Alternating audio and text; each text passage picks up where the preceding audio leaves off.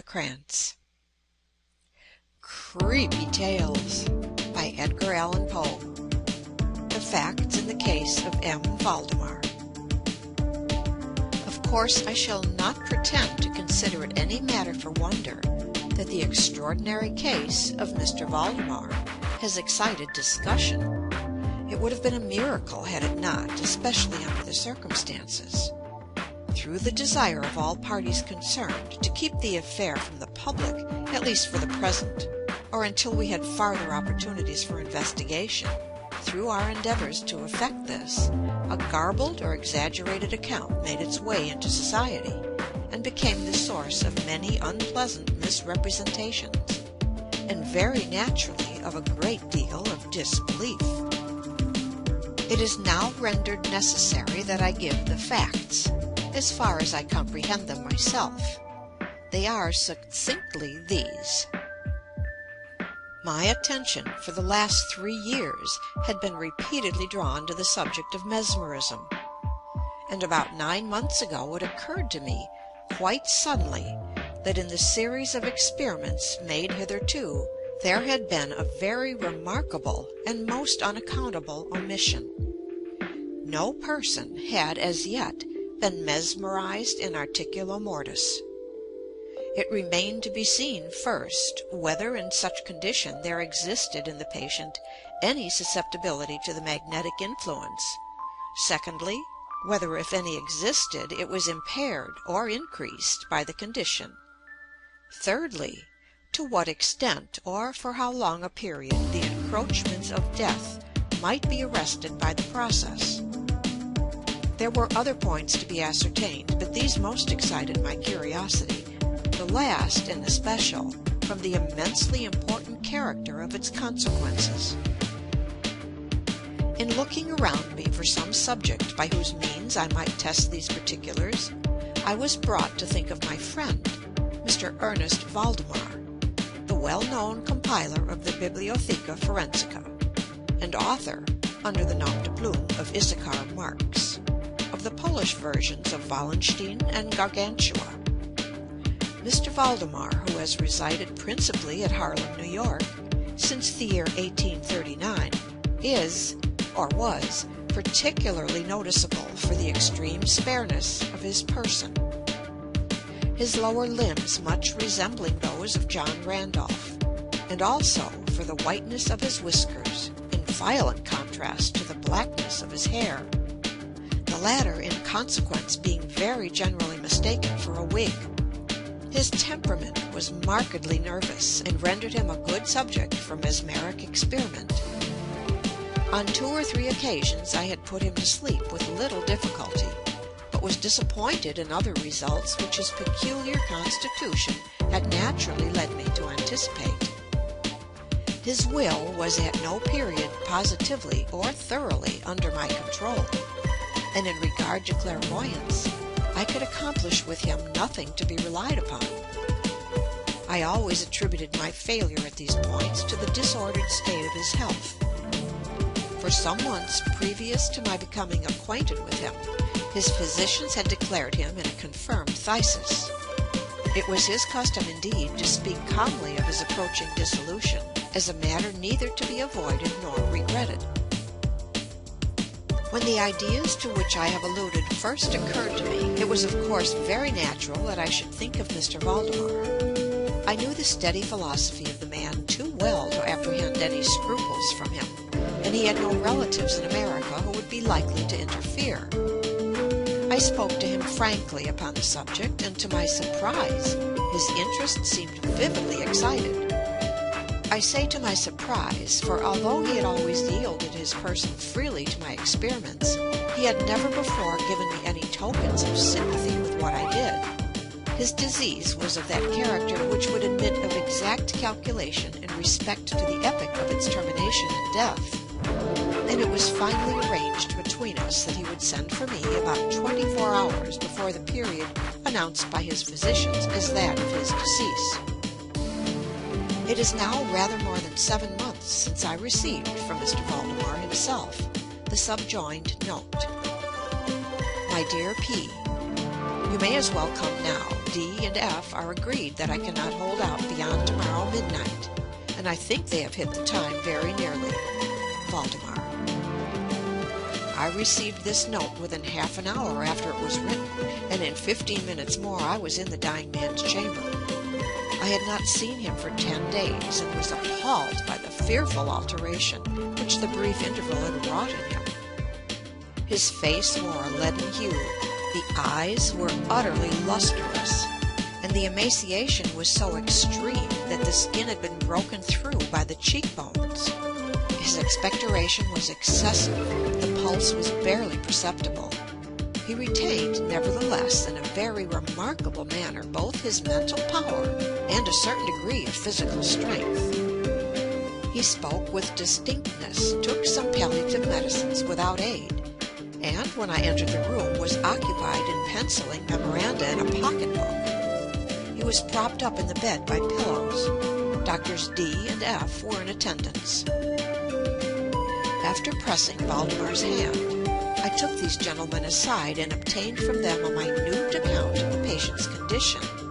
The left lung had been for 18 months in a semi-osseous or cartilaginous state, and was of course entirely useless for all purposes of vitality. The right, in its upper portion, was also partially, if not thoroughly, ossified, while the lower region was merely a mass of purulent tubercles, running one into another. Several extensive perforations existed, and at one point permanent adhesion to the ribs had taken place. These appearances in the right lobe were of comparatively recent date.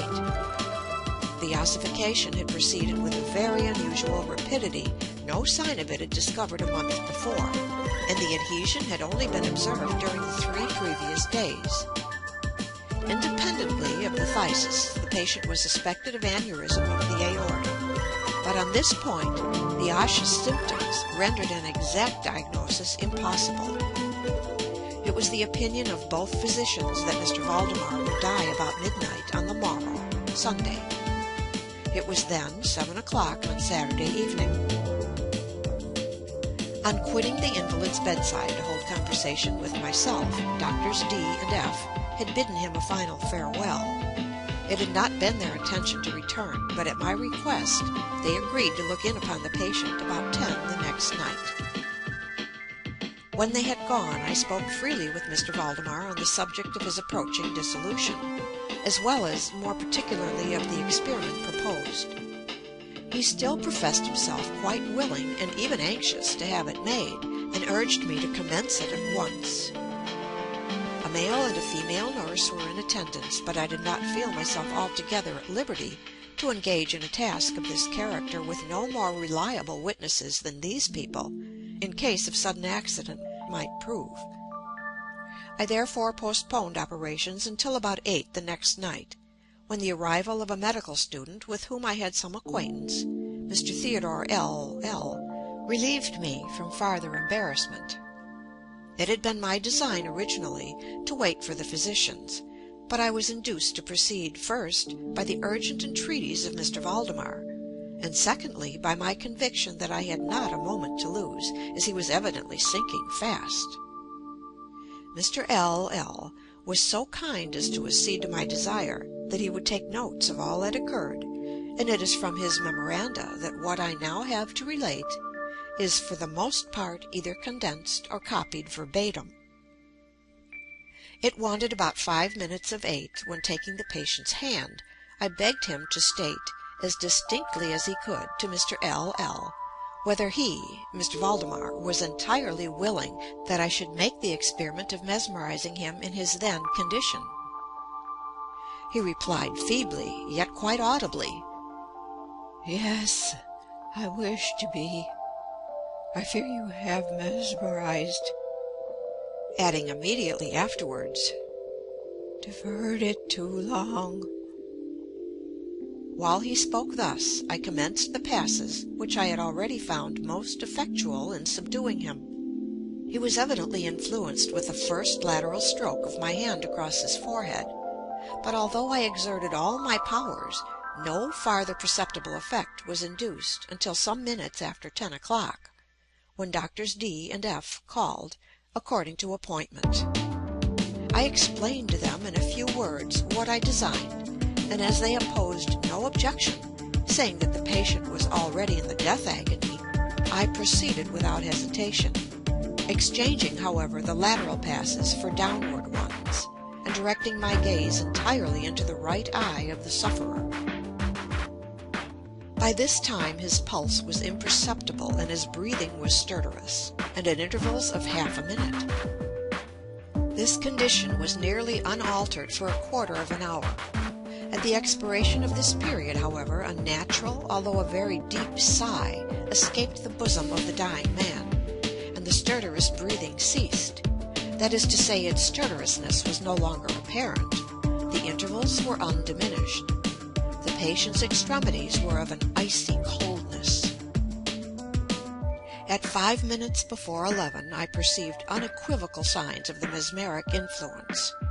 The glassy roll of the eye was changed for that expression of uneasy inward examination which is never seen except in cases of sleep-waking, and which it is quite impossible to mistake. With a few rapid lateral passes I made the lids quiver, as in incipient sleep, and with a few more I closed them altogether.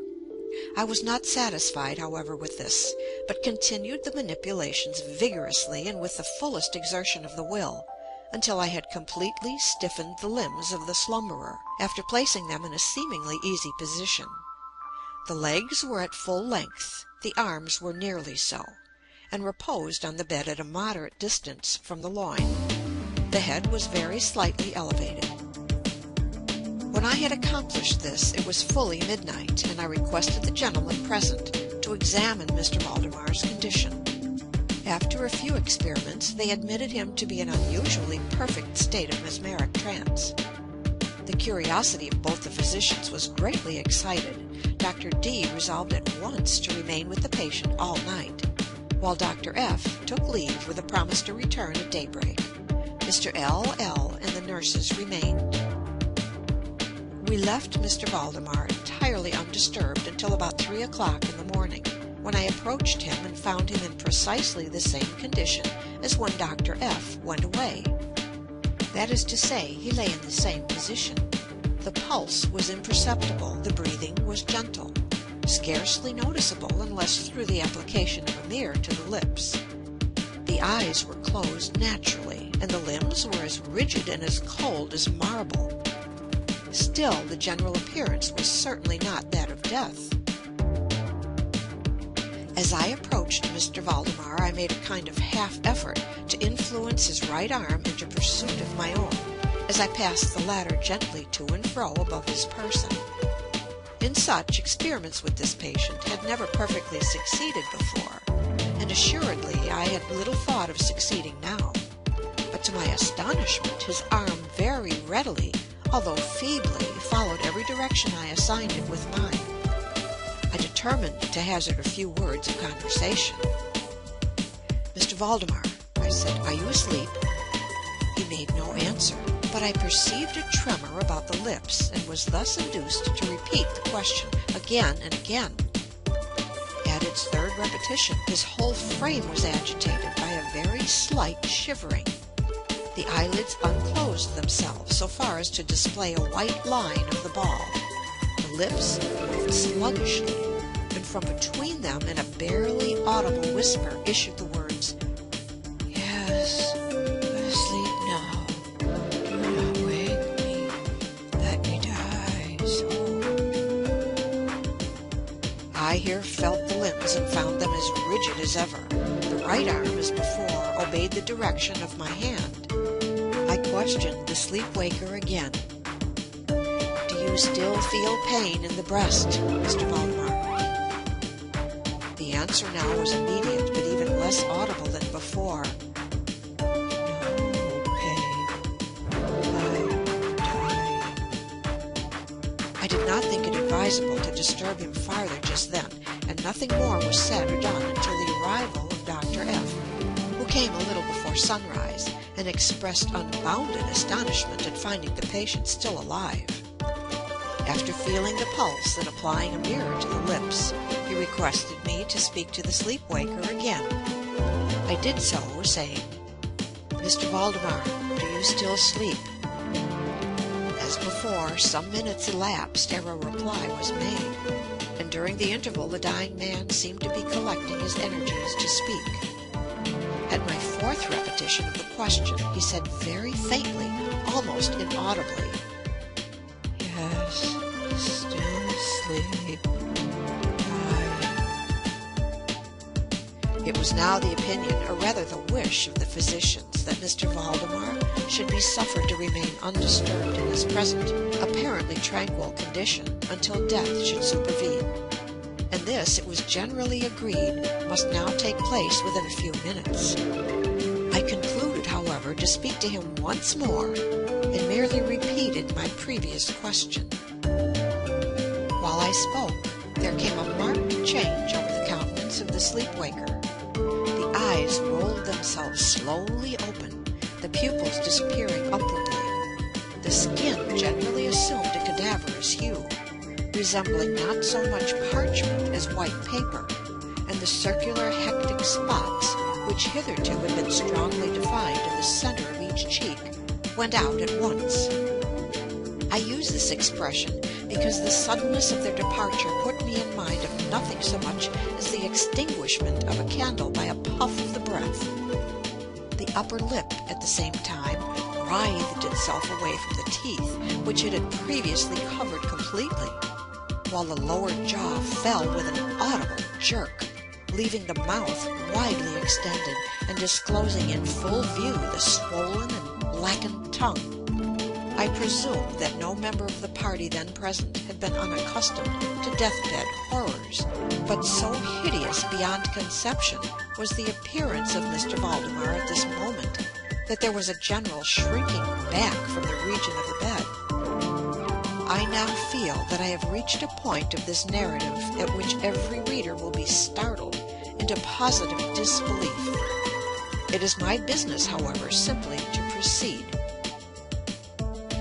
There was no longer the faintest sign of vitality in Mr. Valdemar, and concluding him to be dead, we were consigning him to the charge of the nurses, when a strong vibratory motion was observable in the tongue. This continued for perhaps a minute. At the expiration of this period there issued from the distended and motionless jaws a voice, such as it would be madness in me to attempt describing. There are indeed 2 or 3 epithets which might be considered as applicable to it in part. I might say, for example, that the sound was harsh and broken and hollow, but the hideous whole is indescribable, for the simple reason that no similar sounds have ever jarred upon the ear of humanity. There were 2 particulars, nevertheless, which I thought then, and still think, might fairly be stated as characteristic of the intonation, as well adapted to convey some idea of its unearthly peculiarity. In the first place, the voice seemed to reach our ears, at least mine, from a vast distance, or from some deep cavern within the earth. In the second place, it impressed me, I fear indeed that it will be impossible to make myself comprehended, as gelatinous or glutinous matters impress the sense of touch. I have spoken both of sound and of voice.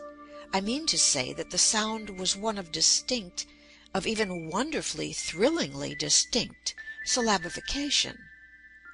Mr. Valdemar spoke, obviously in reply to the question I had propounded to him a few minutes before. I had asked him, it will be remembered, if he still slept.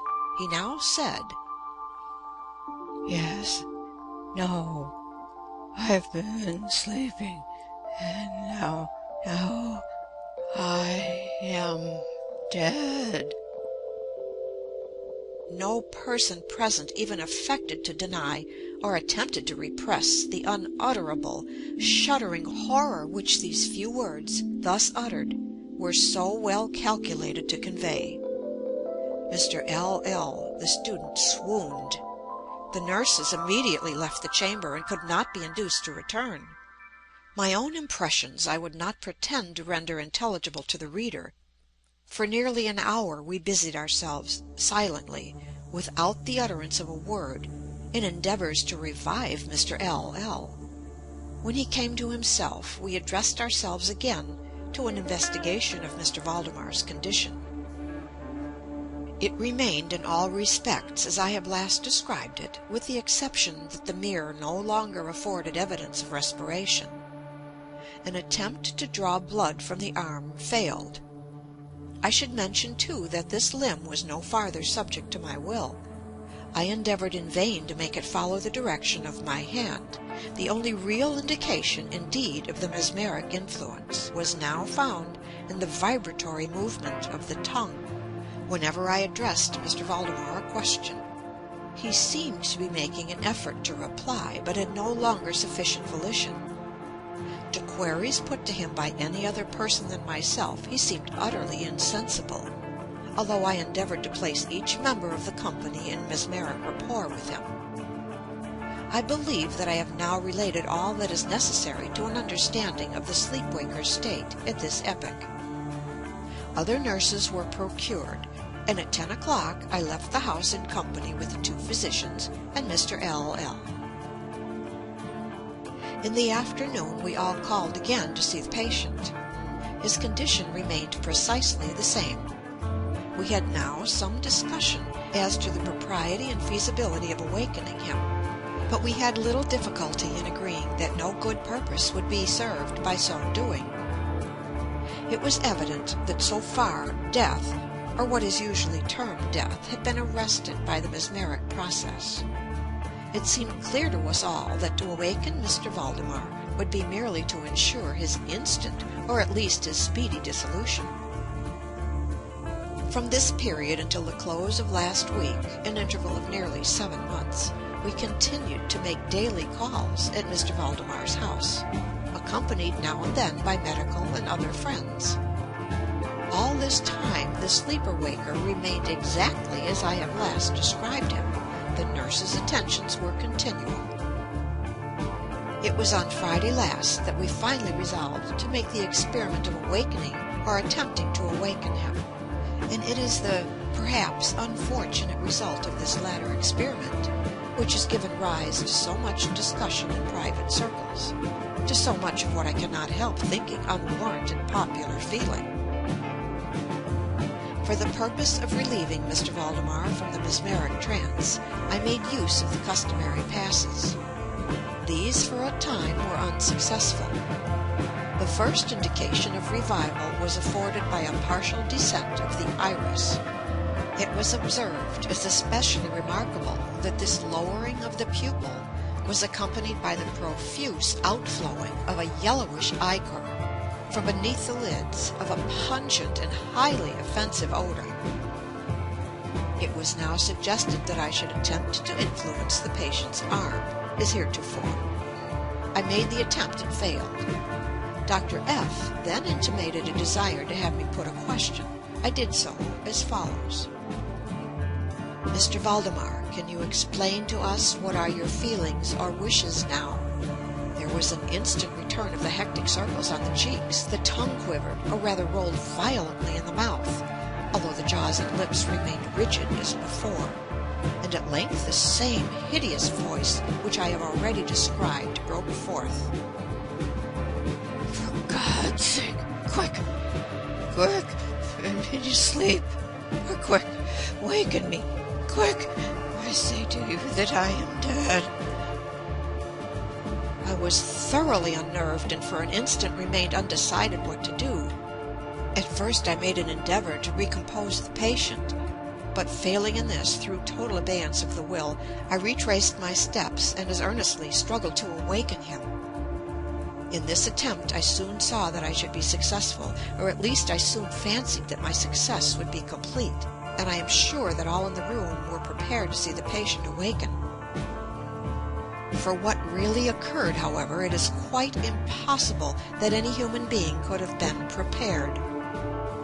As I rapidly made the mesmeric passes, amid ejaculations of "Dead! Dead!" absolutely bursting from the tongue and not from the lips of the sufferer, his whole frame at once, within the space of a single minute, or even less, shrunk crumbled, absolutely rotted away beneath my hands. Upon the bed, before that whole company, there lay a nearly liquid mass of loathsome, of detestable putridity. End of the facts in the case of M. Valdemar. Recording by Pamela Krantz.